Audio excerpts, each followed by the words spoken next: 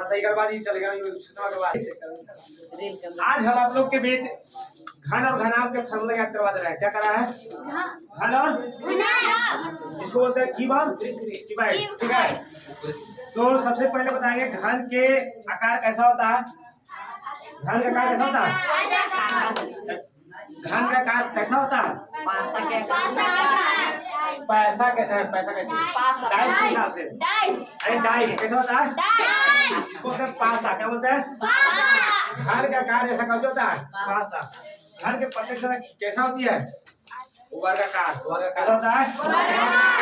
कोई बच्चा नहीं बोलता है। घन के प्रत्येक सतह क्या होता है? वर्गाकार। घन में विकर्ण की संख्या 4, विकर्ण की संख्या 4, विकर्ण की संख्या 4,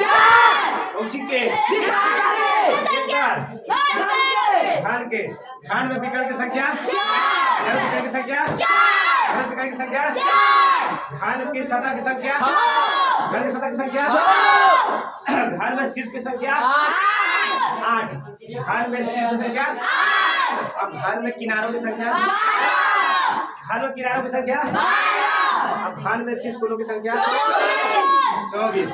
ओके, अब इसके बाद क्या आएगा? घन के सतह का क्षेत्रफल क्या आएगा? तो घन के जो सतह का क्षेत्रफल जो होता है, वर्ग के सतह के क्षेत्रफल के क्या होता है? बराबर।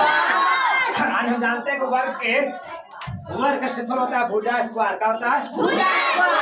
जब भुजा स्क्वायर होता है उसी तरह से घन के वर्ग का क्षेत्रफल भी होता है। अरे सॉरी, गलती हो गया। घन के एक सतह का क्षेत्रफल जो होता है वर्ग के क्षेत्रफल के क्या होती है? बराबर। तो घन के क्षेत्रफल जो घन के सतह का जो क्षेत्रफल होता है भुजा स्क्वायर होता है। क्या होता है? क्योंकि घन का जो सतह होता है कैसा होता है? वर्ग का जब जानते हैं वर्ग का जो क्षेत्रफल होता है भुजा स्क्वायर। भुजा स्क्वायर को कह सकते हैं भुजा गुने भुजा, भुजा गुने भुजा गुने। अब घन के पासारों पृष्ठ का क्षेत्रफल, अब घन के पासारों पृष्ठ के क्षेत्रफल को वर्ग कहा जाता है। Total surface area of cube, total surface area of cube. घन के संपूर्ण पृष्ठ का क्षेत्रफल 6 गुना भुजा 6 गुना भुजा 6 गुना भुजा घन के संपूर्ण पृष्ठ का क्षेत्रफल होता है 6 गुना भुजा स्क्वायर। 6 गुना भुजा। अब घन के आयतन क्या आएगा? था भुजा क्यूब। घन के आयतन क्या आएगा था? भुजा क्यूब। घन के आयतन भुजा क्यूब। घन के आयतन भुजा क्यूब। घन के आयतन भुजा क्यूब। क्या आयतन? भुजा क्यूब। अरे ए क्यूब जो है ए से भुजा, ए से भुजा, किनारा, कोण, अरे इसको बोलते हैं। ठीक है? Yes sir. भुजा क्यूब का मतलब होता है भुजा केवल गुना करेंगे 3 गो 3 बार। अरे ए गुने के बार 3 गो। जो भुजा आएगा मान उसको क्यूब करेंगे। क्या करेंगे? घन के आयतन volume of cube, volume of अंग्रेजी बोलते हैं वॉल्यूम ऑफ क्यूब। आगे चलेंगे।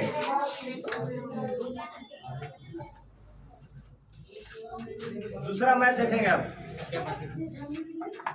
दूसरा कहता है कमरे। कुछ कहता है एक्सरसाइज प्रश्नमाला के 14 के बी के दूसरा नंबर सवाल कहता है। दूसरा नंबर सवाल होता है कि एक कमरे की लंबाई, एक कमरे की लंबाई। अब बताओ कि कमरा कैसा होता है? यानी आयताकार। कैसा होता है? यानी कमरे जो होता है वो आपको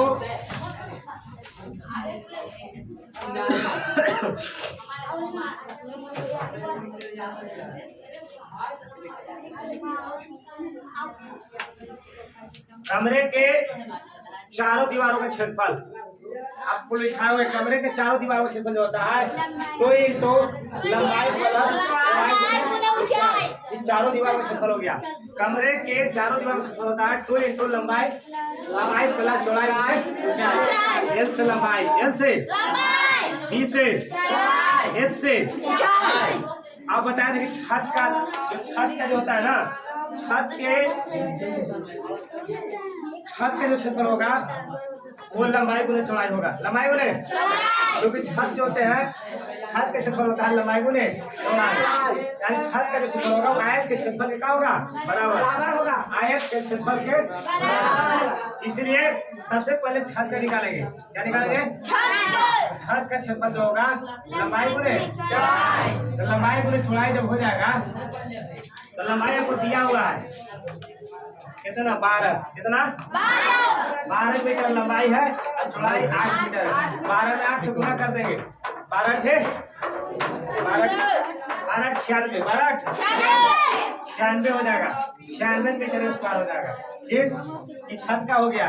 अब छत बता दें कमरे है, कुछ लगा है अरे कमरा है, तो कमरे में चारों दीवारों से निकालेंगे। तो कमरे के चारों दीवार कमरा कहाँ होता है? कमरे के चारों दीवारों का क्षेत्रफल, कमरे के चारों दीवारों का क्षेत्रफल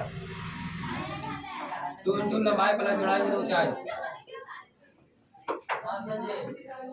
क्षेत्रफल बराबर 2 इंटू इसको बैठाएंगे पहले। क्या आपको लंबाई दिया हुआ है 2 बैठाएंगे, लंबाई कितना दिया हुआ है 12, चौड़ाई कितना दिया हुआ है 8 और ऊंचाई आपको दिया हुआ है, ऊंचाई भी दिया हुआ 7, कितना 7 बैठाएंगे आप बड़ी 7। ठीक है, कुछ क्रिया पहले होती है 2 गुने 12 अब 8 जोड़ देंगे 12 8 20 गुने कितना 20 7 20 और 7 से 2 गुना करेंगे कितना हो जाएगा 280, कितना जाएगा 280 मीटर स्क्वायर है। केवल क्षेत्रफल जब ये रहेगा तो स्क्वायर में वर्ग मीटर लिखा जाता है, न कि घर में लिखा जाता है। ठीक है, तो मीटर स्क्वायर हो जाएगा। आगे ठीक कह रहा है कि इसको कह रहा है कि इस कमरे के सभी दीवारों के छत और पेंट करने के लिए कितने ऐसे रंगों के डिब्बे की आवश्यकता होगी। हम टोटल जोड़ेंगे, क्या करेंगे? अरे डिब्बों की संख्या निकालना था, कुल कितना लगा, कुल पेंट करने का पहले निकालेंगे। कुल पेंट करने की कोची, अरे कुल कितना पेंट करना उसका एरिया निकालेंगे। क्या निकालेंगे? टोटल कितना क्षेत्रफल हमको करना है पेंट। ठीक है, इसको निकाल लेंगे तब फिर डिब्बों की संख्या निकालेंगे। लिखा है कि डिब्बों की संख्या जो है यदि एक डिब्बा रंग से 47 मीटर स्क्वायर जो है क्षेत्रफल को पेंट किया जाता है। पहले टोटल निकालेंगे ना कितना एरिया है कमरा और कमरे के चारों दीवारों का छत के क्षेत्रफल दोनों क्या करेंगे जोड़ देंगे, टोटल हमको एरिया मालूम हो जाएगा और उस हिसाब से टोटल जब एरिया मालूम हो जाएगा कितना पेंट करना है डिब्बा, कितना डिब्बा लगेगा उसके हिसाब से भाग देंगे। क्या देंगे? भाग देंगे। तो सबसे पहले आप जोड़ेंगे, इसको जोड़ेंगे तो टोटल कितना हो जाएगा कुल क्षेत्रफल लिखेंगे, कुल क्षेत्रफल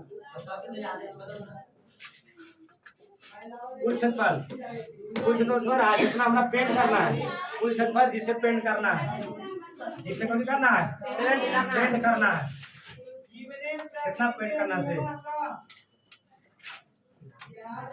जोड़ देंगे। पेंट करना हमको पहले से 96 था। ठीक है, अब फिर 280 आया यानी आपको छत का क्षेत्रफल 96 मीटर स्क्वायर है, अब कमरे के चारों का क्षेत्रफल 280 मीटर स्क्वायर है। दोनों ऐड करेंगे, जोड़ा पर कितना आ जाएगा, जोड़ा पर कितना है बाबू 376, कितना आएगा 280 में 96 कितना हो जाएगा 376 हो जाएगा, 376 मीटर स्क्वायर हो जाएगा। ठीक है, यहाँ तक पहले उतारिए सबको, लिखिए यहाँ तक लिखेंगे बन रहा है। चलिए अब यहाँ से टोटल क्या निकालेंगे, टोटल तो निकल गया। अब हमको पेंट करना है ना, तो उसमें डिब्बों की संख्या निकालना है। टोटल डिब्बा क्या वो लगेगा पेंट करना है, दिया हुआ तो कि आपको 47 मीटर स्क्वायर पेंट किया जा सकता है। ठीक है, यदि एक डिब्बा है रंग से 47 मीटर स्क्वायर जो है क्षेत्रफल को पेंट किया जा सके, तो हम सबसे पहले पेंट करने में क्या बनाएंगे, पेंट करने में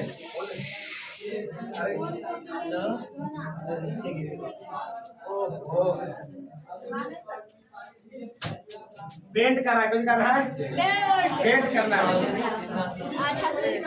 तो पेंट करने में डिब्बों की संख्या लिखेंगे, पेंट करने में डिब्बों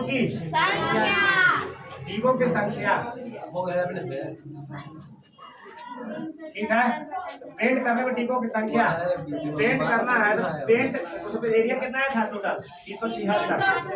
डिब्बा के मतलब कितना पेंट करवाना है 47 से भाग देंगे आपको डिब्बों की संख्या आ जाएगा। 47 को 8 से भाग दोगे ना, अरे 47 को 76 को 47 से भाग देने पर 8 से निकल जाती है, ठीक है, यानी 8 होगा। डिब्बों की संख्या कितना जाएगा, यही आंसर हो गया, यानी 8 आंसर हो गया।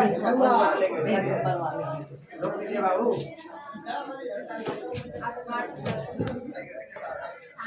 तो आप लोग को जो वीडियो बनाया गया कैसा लगा, जो मैं बताया वो कैसा लगा, अच्छा लगा, ठीक है। तो चैनल को सब्सक्राइब करेंगे और लाल बटन को और कहता है कि बुलाती है मगर लेकिन मैं फंसागा मगर फंसने का नहीं।